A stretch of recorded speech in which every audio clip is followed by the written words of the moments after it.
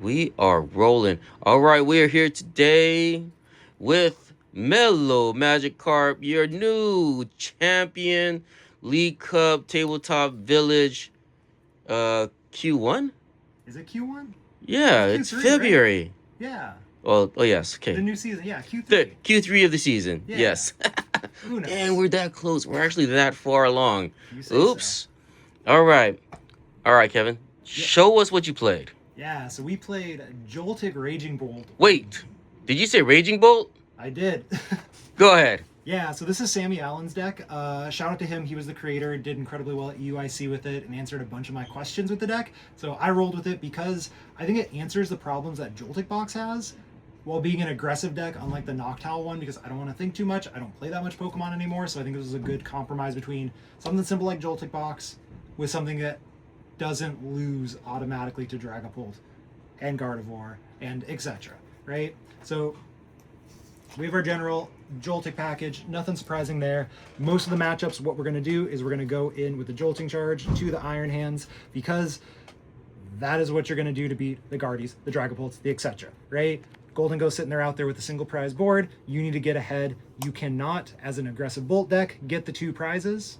So the Iron Hands helps to fix that. And we, of course, already play those Lightning Energies. So we have our Raging Bolt package.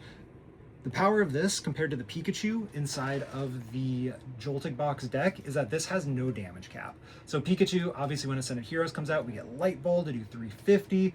We don't got that right now, so it's capped at 300. Shy of Gardevoir, shy of Dragapult, shy of Charizard, although obviously we get Grass Weakness, that's less of a big deal. You know, it's not doing enough. So the Bolt is going to let us do enough as our finisher. Now in some matchups like the Mega Absol box or like Tank Kangaskhan or something like that, we're just a bad Raging Bolt deck, but against them, that's still good enough because they lose to Raging Bolt pretty hard. So we have the early game to force the 2 prize game into the I'm going to blow up whatever is in your face. We have our usual support package. One of the things that I was not sold on until Sammy told me was the double Latias. I'm a huge fan of it. It is a tremendous starter, right? You can retreat with it. You need it almost every game.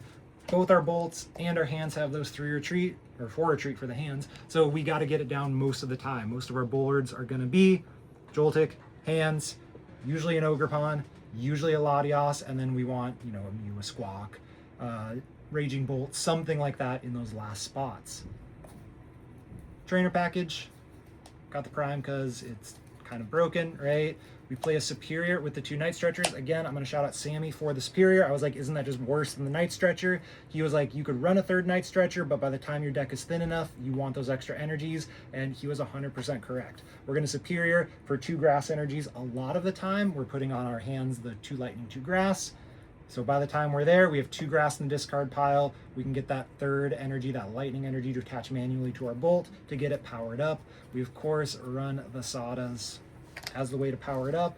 The one difference between my list and Sammy's is I cut a Pokegear for a Crispin.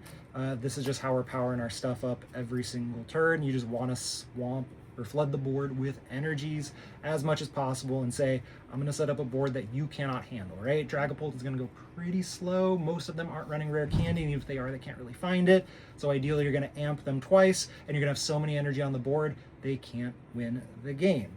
Same for like Gardevoir. Sometimes Gardy gets the turn 2, but if they're whiffing the turn 2, we're going to say, I'm going to amp you twice, and then I'm going to have so many energy on the board that I'm going to be able to gust that or that Gardevoir at some point. To find our supporters, because we have no package, we have our 3 Pokegears. The 4th one's perfectly fine. I ran the Crispin. I don't think it was necessarily better than the 4th Pokegear. Thin your deck sequence, and the power of the Pokegear is there. We run all of our ball search cards, because consistency is the king.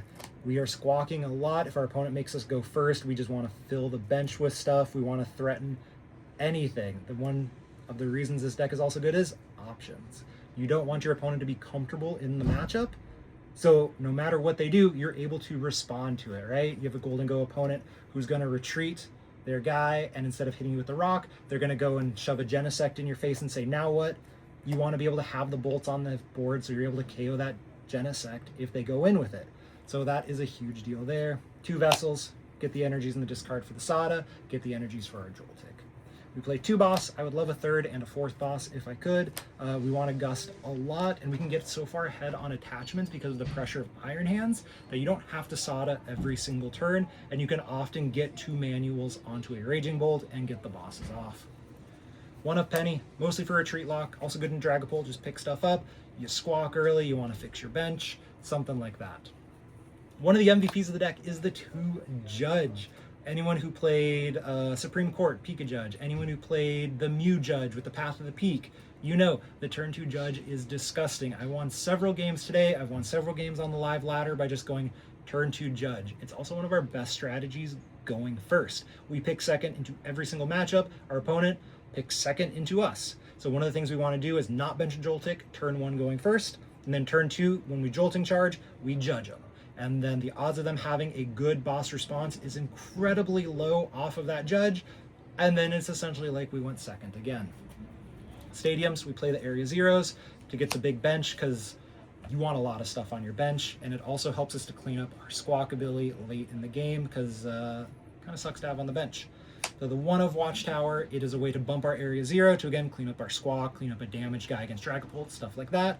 It is also one of the only ways we beat Charizard. Unfortunately, Charizard, the Noctowl engine, has Briar, has Dusknoirs, and they are able to take a lot of prizes very quickly, so even though we can OHKO them back to back to back, they can keep setting up. So the point of the Watchtower is to knock them out and stop them from setting up another Zard or getting the Briar play off or something like that.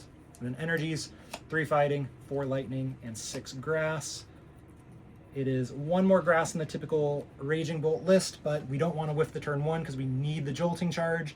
You want to be able to Teal Dance late because you're going to have 2 energies in the discard, 2 grass energies in the discard because the Iron Hands is going to get knocked out. So there's 2 lightning and 2 grass in the discard pile. So we have the extra ones to continue to Teal Dance and get those knockouts ASAP because again, the whole point of the deck, Jolting charge, amp you very much, Bellowing Thunder to get your 2/2/2 prize race. Very nice. Okay, I saw you playing earlier. Yep. How often are you knocking out the Absol with the Teal Mask? Is that the plan? Yeah, the Absol matchup is almost unlosable.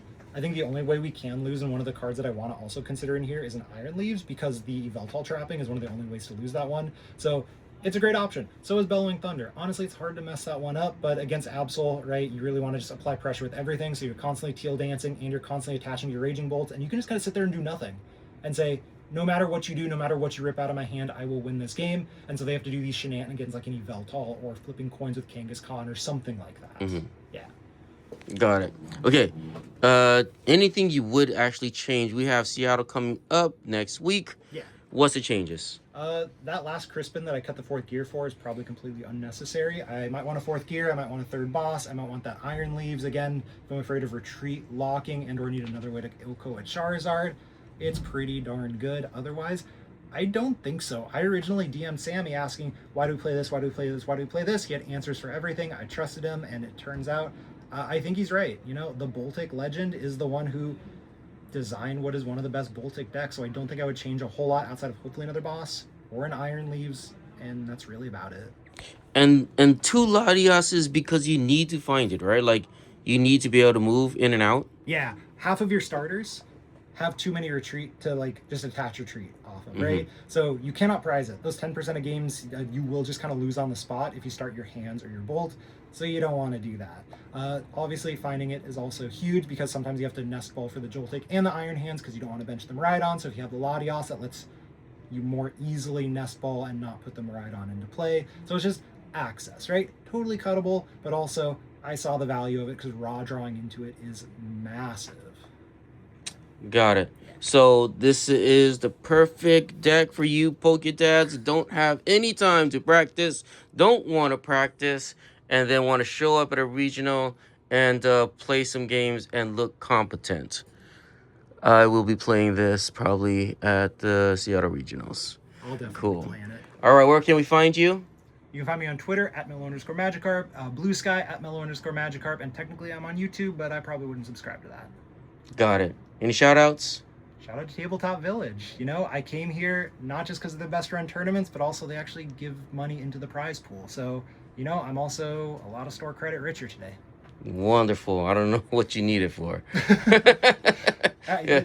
we're missing We're a gonna soda blink here. out. We're We're missing gonna blink out soda. a blink out a soda. You got it. All right. Thanks, Kevin. Thank you.